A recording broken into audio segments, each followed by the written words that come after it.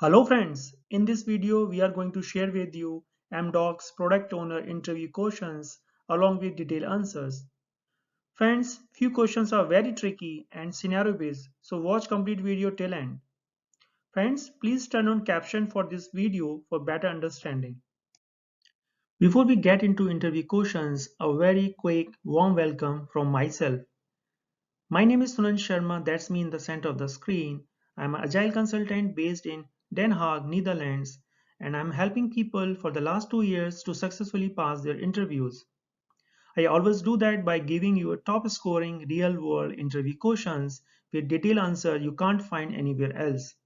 Friends, always use these answers as reference only and always personalize them based on your experience. Friends, please make sure you subscribe by clicking the button below the video and then you won't miss out any of the weekly videos I am uploading. And I would also appreciate your support if you gave the video a big like. Your one like is a big motivation for me because that's telling me you enjoy the content and I will create more for you. Thank you very much. First question is, the primary responsibility of a product owner is to collect requirements from the client, manage the product backlog, writing and prioritizing the user stories, and performing user acceptance testing. Considering these responsibilities, the PO spend more time in requirement analysis and research about the new features. So, how to measure the productivity of a product owner in a Scrum development framework, and how to be more productive in product owner role. The simple answer is, with Agile Framework in general, the Scrum in particular, you can measure the success of a team as a whole. You don't measure individual performance because that actively prevent the level of collaboration and whole team orientation that Agile Framework requires. In place of trying to measure individual performances, basically you want to measure team performance against self-defined sprint goals. In other words, when the Scrum team defines a sprint goal each sprint, can the Scrum team as a whole meet that goal? More often than not. Perfection is not the objective over here, but team that can't meet reasonable goal it sets for itself around 80% of the time has a process problem then merits close inspection. The Scrum team should measuring its own efficiencies routinely and especially during the sprint retrospectives. In general, teams should be measuring and improving their processes that require a certain amount of team and individual maturity. The product owner still has some core responsibilities that either done or not done. So that includes clearly expressing product backlog items, ordering the items in the product backlog to best achieve goals and missions, optimizing the value of the work the development team performs, ensuring that the product backlog is visible, transparent and clear to all, and shows what the Scrum team will work on next, and ensuring the development team understand items in the product backlog to the level needed. So these are not the sort of matrices that are useful for measuring individual performance in the usual command and control way, but they are certainly key dimension on which a product owner's individual performance can be assessed within the structure of the Scrum teams. Does the Scrum team feel like the product backlog items are clear, can be readily used for communication or sprint planning purposes? Do the stakeholder feel like the product backlog provides a roadmap that will deliver the value they are seeking? Does the organization feel like the Scrum team is optimizing value through the potential shippable product? Does the development team feel like the product owner communicate effectively and remains accessible throughout the sprint? These are for the most part qualitative matrices rather than quantitative ones. Other than functioning as an integral part of the Scrum team, these are the sort of things that can be set a mediocre product owner apart from an exceptional one. In the end, though the assessment of a product owner comes down to how well the person fulfills the role and support the Scrum team, the whole Scrum team succeed or fail as a unit. The product owner can't succeed while the development team fails, nor can the development team succeed without a successful product owner. They must support each other. They each have unique roles within the Scrum framework, but the Scrum team can only be properly measured as a single unified team. So the next question, What should the Scrum team do if the product owner is unable to attend the sprint planning meeting? The simple answer is the Scrum team has two options. The rest of the team can proceed with the sprint planning using the current state of the product backlog. The product backlog should always be in the actionable state. While it's best if the product owner is present in order to help the team articulate the sprint goal, clarify any ambiguous items or scope, and to make on-the-fly adjustment to the product backlog, planning can proceed without the product owner. The product owner and the rest of the team should also acknowledge the limited risk that needs to be accepted in order to proceed. There is a scope and planning risk to the current sprint and schedule risk to the overall project, but the risk is generally limited because of the time boxing inherent in the Scrum framework. Upon return, the product owner can always cancel a sprint and return to the sprint planning as a visible cost to the project if necessary. Whether it's the product owner or not, sometimes key people are sick, go on vacation, or otherwise not available at all the times. When this happens, the team needs to reduce the planned capacity of the current sprint by an appropriate first factor in order to maintain an effective time box. For example, if the sprint planning session must be postponed by a day or two, this will result in a shortened sprint. In a 1 or 2 week sprint, the development team may need to reduce the work they pull into the sprint by around 20% or so to account for the late start. Neither approach is perfect and both entail some limited risk that is ideally bound by the time box for the current sprint. On a long running project, either approach can work. The Scrum team just needs to agree on what's best for them and for the project. You can't eliminate all risk of having key personnel absent at framework event, but you can minimize the effects. Some practices that may help should be discussed at a sprint retrospective and incorporated into your process as appropriate. For example, leverage backlog refinement events to ensure that the absence of the product owner is not a complete blocker for the sprint planning. Have the product owner attend sprint planning via audio or video conference if they are too sick to be physically present. Keep a number of evergreen item or a sprint goal on the product backlog that can be pulled into a sprint when necessary. Professional development, education, training, and other story spikes for tool chain enhancement are common example. The next one is increase collaboration so that the product owner routinely share the product vision with an empowered self-organizing team.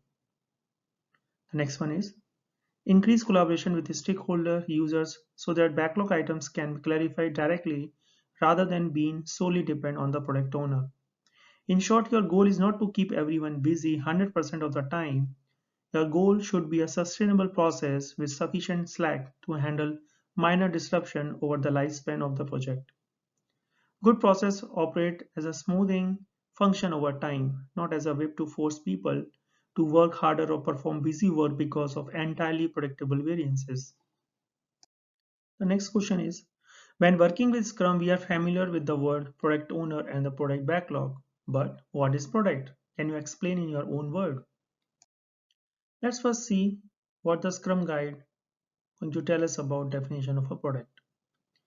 So a product is a vehicle to deliver value. It has a clear boundary, known stakeholders, well-defined users or customers. A product could be a service, a physical product, or something more abstract. In own words, the product is the thing that you are building, or the service that you offer, or the need that you want to satisfy, or the vision that you have. The product is first and foremost an idea to do something. Only then you can make it happen. And only then you can decide how you will make it happen. A product is different for each company, and that's why it's hard to define. It's what you do, it's what you sell, it's what you offer. A product is having a distinct set of end users who derive value from its use. The very first is end users. So people that derive final value from the product, not people that will use the thing to make another thing that is not a component. The other set is distinct set. So identifiable group of people get value from it, not the company or some other ambiguous entity. And the third one is derived value. So if the product did not exist, then the value would not exist. So a process or a methodology is not a product. Okay, the next question is the offshore team is about 9 developer and 4 QA with 1 project manager. You are the PO who is doing on-site coordination for this team from the client location. Every sprint, you go after the stories beforehand, understand it, and give an overview during refinement. You also clarify the corner cases for them, make sure every piece of requirement is clear, and the scope is well defined. Even with all this, there are instances of surprises that comes up in the requirement as well as scope. So you have started sending mockups for every UI story too, but instead the team does not put any efforts to brainstorm and understand the requirement upfront. But they start doing right away without proper understanding. Team fails to deliver sprint after sprint. So what's wrong here? How to improve this situation? Simple answer is we certainly have a problem. What is relevant from a POV, that is proof of value, is that you have a team that is consistently failing to deliver. So what are the consequences of that failure? What are the consequences to the project? What are the consequences for the stakeholders? The consequences to the team? And what are the consequences to you as a PO? So although PO think that he have communicated the user story clearly and effectively, the communication is not effective unless it is received. So first thing I'll do in your shoes is to find a way to test whether the team understand that every piece of requirement is clear and the scope is also well defined. So in order to close that feedback loop during that initial sprint meeting, build in a feedback loop that forces them to produce a measurable product. Perhaps let them have to produce the unit test for that user stories within 24 hours of the initial briefing, something that prevents them from building unclear requirement later on.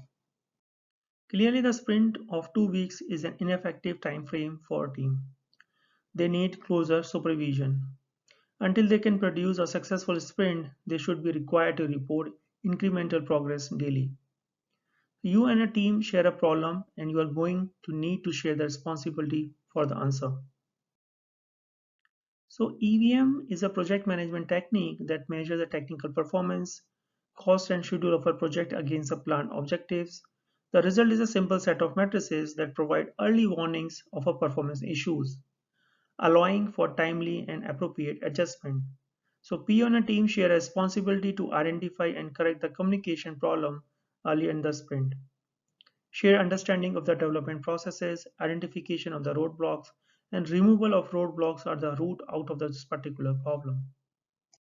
So the Indian culture is significantly different than the US. The culture is very hierarchical in nature. So if the instructions requirements are incomplete in any way, then it's highly likely that the work will not be done. So do an honest evaluation of the documents to see if they are writing using a level of English that is appropriate.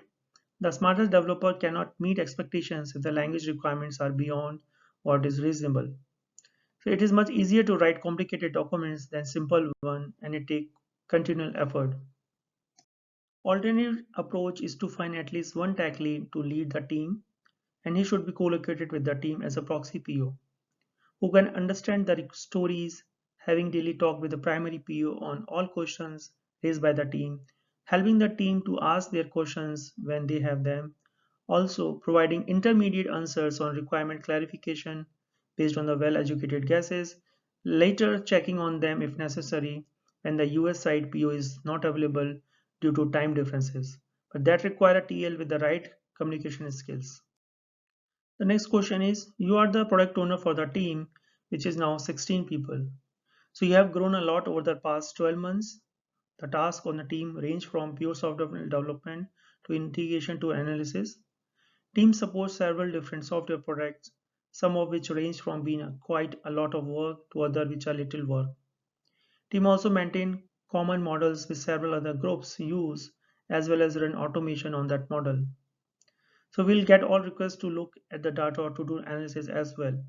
So what is a good team model or a structure for a team with this scope that has grown this big?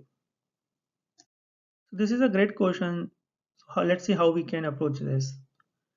So we need to structure your team around services or value streams. So a value stream is the primary construct for understanding, organizing, and delivery value. Each value stream is a long-lived series of steps used to create value. A trigger starts the flow of value, and there some form of monetization or value delivery at the end. Analyze where the demand comes from, both external and internal, to make sure you fit the purpose and not for resources utilization. Then there are details like creating a pull system. So instead of assigning work to the people, limiting work in progress, ultimately building a predictable delivery system. These concepts are coming from lean Kanban systems. Allowing a team to organize themselves in an organic bottom-up approach will allow the team to form more cohesive groups and provide opportunities for the individual who want to lead to come forward. So next question is, as a product owner, you are working with a team that use the as a I want so that style of user story. You have a system that has a several workflows to be followed depending on the setting of a certain fields. So now you have two options. Write one story, something like, as an administrator, I want to set parameters so that downstream activities follow the correct path. Or write one story for each configuration of parameters and then what I want to happen downstream for each. So which approach is more effective, or you have any other thoughts? Let's see the sample answer. Neither of the current user stories will work in this scenario. This is not simply as a result of writing the stories incorrectly, it's a direct result of a non-agile approach to large systems development. User stories are many things like conversation starter, a starting point for customer collaboration, deliberately high-level feature description or acceptance criteria, brief use cases that describe a value proposition and a value consumer. One thing they are not, however, is a technical specification or a detailed requirement documentation. Depending on what you are trying to express, other tools and artifacts are more often effective than user stories in defining specific elements for your product. Many of them can be used in conjunction with user stories. A product backlog holds features to be developed, but leave the implementation details to collaboration between the development team and users. Workflows are generally captured with user stories mapping or user journeys. Acceptance criteria are often best expressed through behavior-driven development. You might even have other projects artifacts that hold additional details about functional and non-functional requirements. Let's analyze the first use case. This particular use case, which is given in the question, this is only partially correct. The administrator is not the value consumer, so you want to identify the user who will take the UX journey, use the features, or gain the benefit. That way the team can collaborate with them or their chosen proxy. In addition, such a story is not inherently testable. So while attaching or referring to a flowchart is certainly a useful thing to do, such a vague story won't provide sufficient context to develop a test-first solution. Let's analyze the second use case. So this attempts to embed detailed specification into each story. So while possibly testable, this type of approach overly constrains the solution space to point where you lose most of the benefit of an agile approach. So you are essentially taking a whole system, big upfront planning approach to your design and implementation. This is inherently non-agile. Choosing between two big epics and overly detailed specification documentation is a false division. Neither is the right approach. A more agile, just-in-time design approach, along with iterative development, will resolve most of the problem you are currently describing. So what we can do? First, accept the agile frameworks are the both incremental and iterative.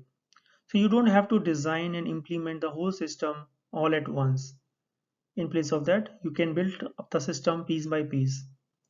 This often results in refactoring and rework as the team collaborate, with the customer on what actually needed rather than simply on what's been asked from in the beginning. This is a fundamental mind shift that must take place for a project to be an agile and for it to be succeed. Second, foster collaboration. A user story should describe a vertical slice of functionality that served as a conversation started between the development team and the user. Agile framework embraces change. The incremental iterative development, refactoring, and the rework are inherent to the agile approach. By providing transparency within the product backlog, you may reduce unnecessary rework by consolidating related items together so that any conflicting contexts or workflow differences can be spotted more easily. But you will never eliminate rework entirely. Accept the benefit of agility and treat refactoring and rework as a basic cost of doing business this way. Thanks for watching. Please subscribe for more similar videos and do not forget to hit the like button. Thanks. Have a nice day.